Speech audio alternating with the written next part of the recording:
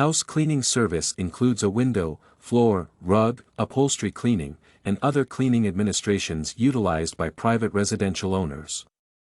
Geologically, the market is arranged into North America, Europe, Asia-Pacific like China and Japan, and a few pieces of Latin America and the Middle East.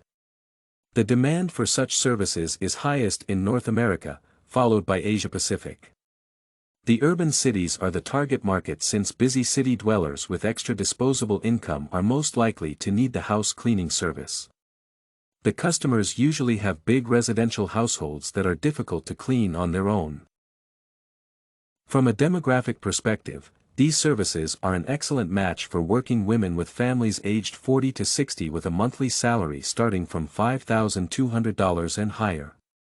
The customers are expected to have a high level of education with at least an undergraduate degree.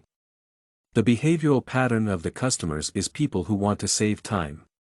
They often spend money on automated or robotized housing technology such as dishwashers, robot vacuum cleaners, automated mop, and other assisting equipment.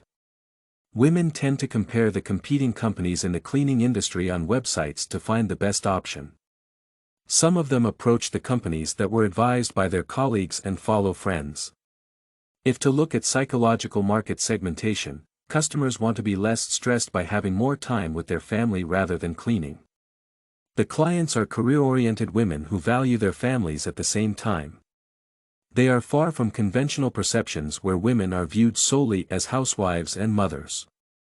They are progressive and support innovative products. This and many other essays are available at studycorgi.com.